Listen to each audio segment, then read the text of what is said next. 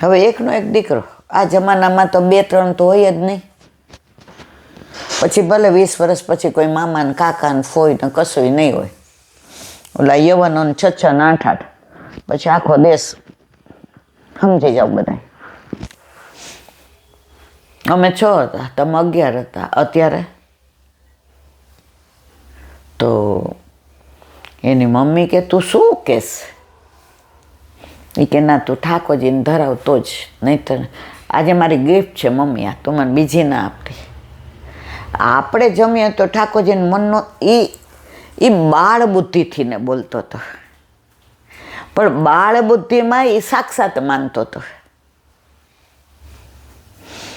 અને આપણે મોટી બુદ્ધિ છે તોય સાક્ષાત નથી માનતા.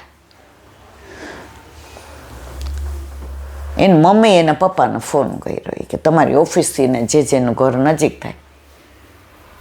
એટલે ઓલા ભાઈને આવડે ને એ કે એ તારી ભાષા ને પછી બધું, એ કે કાંઈ વાંધો નહીં, જે બહુ સરળ સ્વભાવના.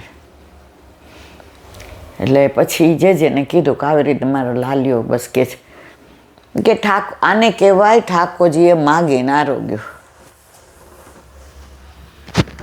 ધરાવો પ્રેમથી રહે. એને અડધી રજા લઈ લીધી ગવર્મેન્ટમાં. સ્કૂટર લઈને ઘરે આવ્યો. કે શું થયું? કે જે એવું કીધું આને, એ કે સાક્ષાત માગીને આરોગ્ય. પછી બટાકા વડા ને પૂરી ને બાસુંદી ને રાયતું ચટણી ને બધું ઠાકોરજીને આટલો થાળ. એટલે ઓલો નાનીઓ શું કહે છે? એટલે ઓલા બેન કે આપણે આ બધું ન ધરાવીએ, એટલે આપણે ચાંદી નાની થાળી છે. હવે ઠાકોરજીને કે આપણા વાસણમાં ન ધરાવાય. એટલે ઓલો કે આ દિવાળીમાં નવા આટલા મોટા મોટા લાવ્યા ને કોતરેલા, એ ન ધરાવ. હા, એ ધરાવાય કે. એ કે ઉપર લઈ આવ તિજોરીમાંથી ને ધરાવ્યા. અને પછી ઓલા છોકરાએ પ્રસાદ લીધો. અને આજે સાંજે મમ્મી આજે બધું મારા ફ્રેન્ડને બોલાવીને હેપી બર્થડે. એ કે કેક નથી મંગાવી. એ કે ઈલા આંટી આપણે શું કીધું? દીવા કરીને અંધારા નહીં કરવાના, આપણે ઠાકોરજીની આરતી કરીને અજવાળા કરવાના. મારા છોકરાએ કીધું જિંદગીમાં કોઈ દી કેક નહીં ખાવા. તો પ્રભુ ઘરમાં પધારે છે પછી નિત્ય નવતમ લીલા શ્રુતિ ન પામે પાર. આપણે ઓલા અસારવામાં 2 છોકરાઓ મળ્યા, ટેણીઓ.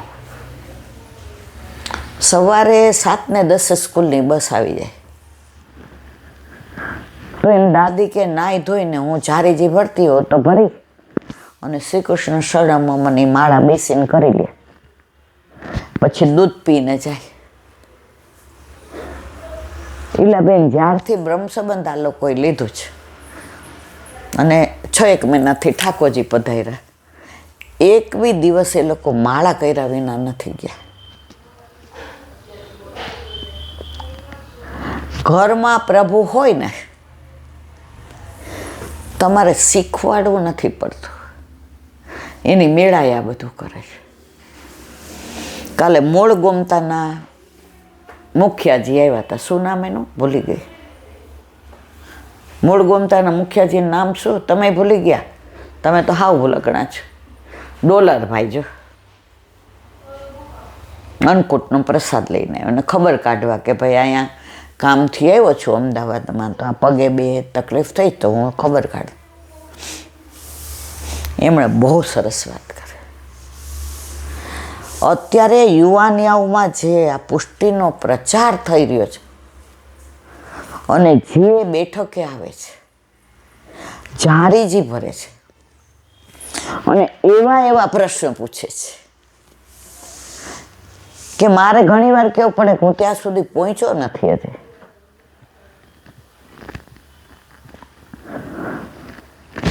આ એક માહોલ જળવાઈ રહ્યો છે. તિલક કરે છે ઈલાબેન. અને યુવાનિયામાં જે ઉત્સાહ ને ભાવ છે ને, એ મારીને તમારી તો ઉંમર થઈ, પણ એ ભાવ જળવાઈ રહે ને તો પુષ્ટિ પ્રભુની જે પ્રસન્નતા છે ને એ જોઈને આપણે રાજી થાય. એ કે ગૌશાળામાંય આવે, પાછળ તળાવ છે, ગોમતી તળાવ, એમાં એ કે કાચબા તો એને એ કે ખવડાવે ખરા, જારીજી ભરે ને મા પ્રસાદ લે. પેલા એ કે આપણા જેવા ડોહલા ડોહલીઓ વધુ આવતા હતા, હવે યુવાનિયાનો જુવાળ આવે છે. અને એ લોકોને જોઉં છો ને ત્યારે મને મારા વલ્લભ બહુ યાદ આવે કે વલ્લભ આપની મહેનત નકામી નહીં જાય.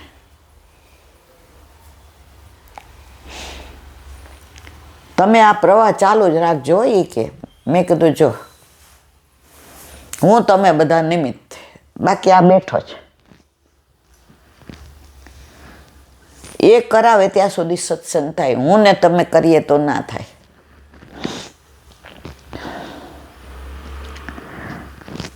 આટલા 2 મોટા ઓપરેશન એટલે તબિયત બરાબર ન રહે, ખાલી ચડી જાય, કાનમાં ધાક પડી જાય, આટલી ભારે ભારે દવાઓ, પણ એ હાથ પકડીને ઊભી કરે છે. સામર્થ્ય એનો જ, સાધનનો ઉપયોગ મારો કરે છે ખાલી. અને હું નસીબદાર છું. પેલા રામાનુજાચાર્ય, જેમ વલ્ભાચાર્ય, મધ્વાચાર્ય, નિંબાકાચાર્ય, એમ રામાનુજાચાર્ય. તો રામાનુજાચાર્ય રસ્તે ચાલીને જતા હતા. હવે ચાલતા હતા એટલે થાકી ગયા. ત્યાં એક ખેતર હતું, અને પેલા તો ઓલો કોહ હોય ને, એટલે ત્યાં ઓલો ખેડૂત હતો, એ કોહ ખેંચે, પાણી આવે અને પાછો એ પાણી ઓલું કરે અને પાછો કોહ ખેંચવા જાય, અને નીકમાં એ જળ આવે. તો એને એમ થયું કે આ પવન એ સરસ છે, આ ગાય વાંધી છે, થોડી વાર વિસામો લઈને આગળ જાવ. કોણ? રામાનુજાચાર્ય. તો એણે જોયું, ખેડૂત હતો ને, ઓલા કોહમાં પાણી ખેંચે, નીકમાં આવે અને પછી બળદને આગળ લઈ જઈને ખેડે. ખેડતા ખેડતા ઓલો કોહ હતો ત્યાં બાજુમાં ખાટલો હતો, એની ઉપર ધડકીને શું કહેવાય, રજાઈ પાથરેલી હતી, અને એમાં રેશમી કપડામાં ભાગવતજી વીટેલા હતા. એટલે આવી કોહમાંથી પાણી કરે, હાથ ખાસા કરી લૂછી, અને જે ઓલા ભાગવતજી હોય ને નામ કરે, પાછો જાય, પાછો કોહ ખેંચે, પાછી નીકમાં જાય, પાછા ઓલા ભાગવતજી નામ કરે. લગભગ અડધો કલાક જોયું. રામાનુજાચાર્યએ પૂછ્યું, ભાઈ આ તું શું કરસ ઘડી ઘડી, કાંઈ સમજાતું નથી. કે કાંઈ નહીં, એની ભાષામાં કેને શું કરસ. એ કે તમે તો મોટા સંત છો, તમારું તિલક ને તમારું પ્રકાશ ને તમારું તેજ ને ભગવાન, અમને એવું કાંઈ ન આવડે. એ કે હું ભણેલો નથી. મારા દાદા, એના દાદાએ આ રેશમી કપડામાં બાંધીને મને આ ગ્રંથ આપ્યો છે, ભાગવત. એણે કીધું આ ભગવાન છે. હવે અમે તો કાળા અક્ષર કુહાડે માર્યા. જેટલી વાર હું આ કાર્ય કરું છું એટલી વાર હું યાદ કરું છું કે મને કાંઈ ખબર પડતી નહીં, મને વાંચતા આવડતું નહીં, મને અંદરના અર્થ ખબર નહીં, મને અંદર શું લખ્યું છે ખબર નહીં, પણ કાનુડા મારા દાદાના દાદાએ કહ્યું છે કે આ ભગવાન છે, ભગવાનનું નામ સ્વરૂપ છે, એટલે આપણા માટે આ સાક્ષાત ભગવાન.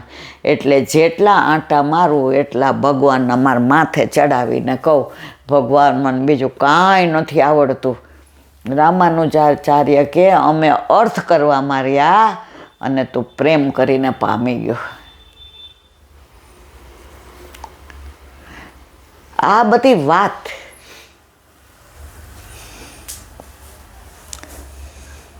તમે ખૂબ ગ્રંથો વાંચો એટલે તમે ભક્તિવાળા થઈ ગયા ના. તમે આ બધું જ્ઞાન મેળવી લીધું એટલે ભક્તિવાળા ના.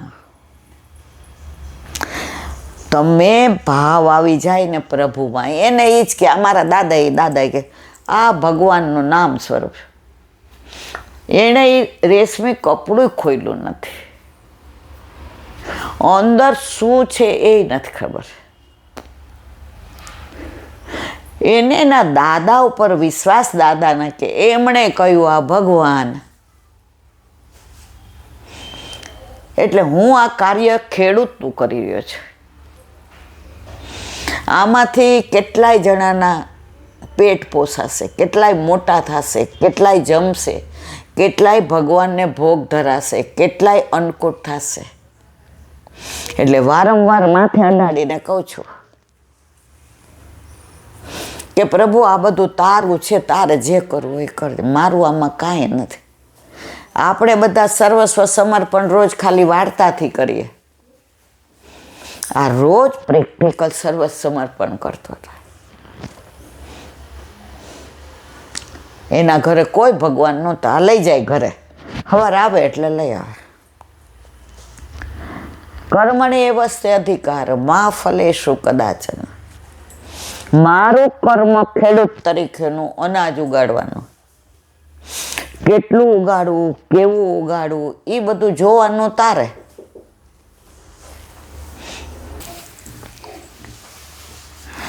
એની શ્રદ્ધા જુઓ, એનો પ્રભુ ઉપરનો વિશ્વાસ જુઓ. એ ભણેલો નથી પણ ગણેલો છે. અત્યારે આપણે ભણીને કેટલાય થોથા ઉથલાવીને કેટલું કરીએ. સૌરાષ્ટ્રમાં આજની તારીખમાં ઘણાય અભણ છે. એને સુબોધિનીજી મોઢે છે, એને પુરુષોત્તમ શાસ્ત્રય મોઢે છે, એને 16 ગ્રંથે મોઢે છે.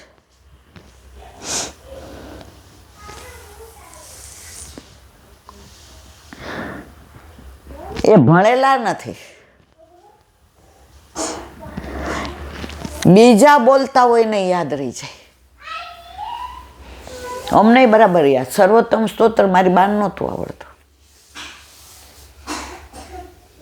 બીજા બોલે એ ઓલું જેને ત્યાં ઓલું માળાજી કરવા જાય, ભંડારી હતી 40 વર્ષ સુધી, અને કાંઈ પણ સેવા હોય તો દોડી ઉઘાડા પગે જાય. અમે બધા એની યાર બાજી કે અમાયા નથી.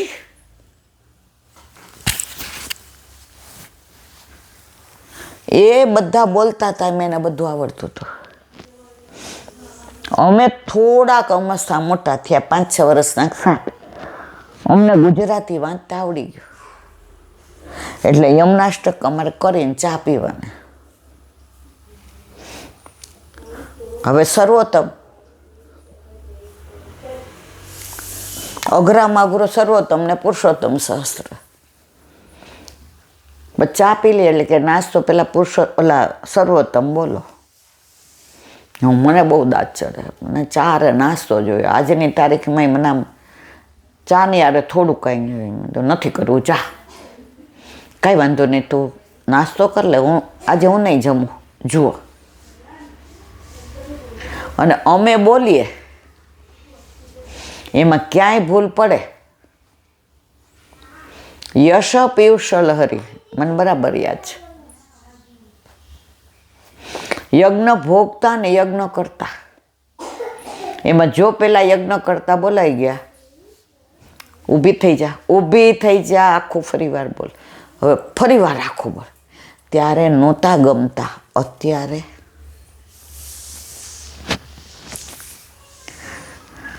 એ ક્યાં ભણેલી હતી?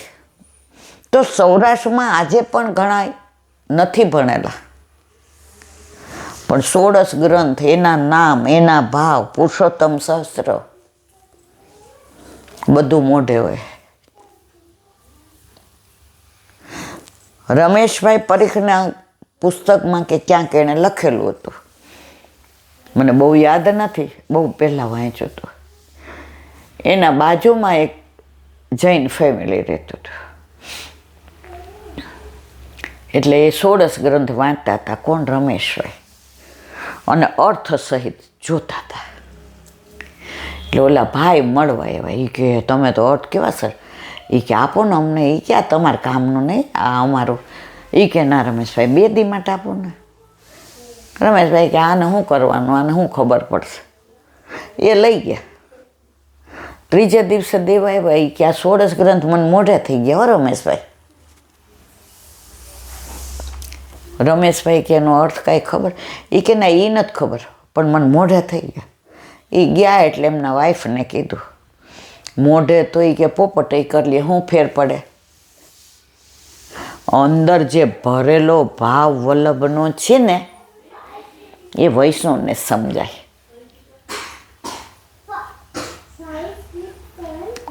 તો વલ્લભે જે બધું આપ્યું છે ને, આપણા માટે આપ્યું છે. એ આ બધી વસિયત છે વલ્લભની. ઈતિ મેં મતી, મારું કેવું આવું છે, તમે આવું કરો એવું ક્યાંય વલ્લભે લખ્યું નથી.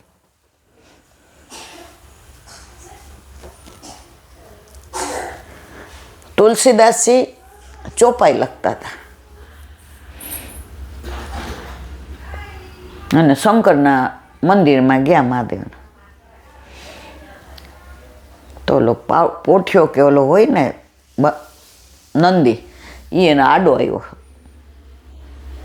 એટલે આમ ધક્કો મારીને આંખો કાઢ્યો. તો એ શ્લોક લખીને ગયા હતા. એનો અર્થ એવો થતો હતો કે સર્વમાં તું રામને જો. ઓલા કલાપીનું છે ને, જ્યાં જ્યાં નજર મારી ઠરે ત્યાં ત્યાં યાદી ભરી છે આપણે, તો સર્વમાં રામને જો. હવે લખીને ચોપાઈએ ગયા કે સર્વમાં રામને જો. ઓલો નંદી આડો આવ્યો, ધક્કો માર્યો, આવ્યા તો ઓલો જે લખીને ગયા હતા ને ચોપાઈ ભૂસાઈ ગઈ હતી. એ ક્યાં શું? બધે જોયું કે હું લખીને ગયો, ના ચોપાઈ કાં ભૂસાઈ ગઈ. તરત મનમાં વિચાર કર્યો કે મેં નંદીને ધક્કો માર્યો, મેં નંદીમાં રામને ન જોયા ને,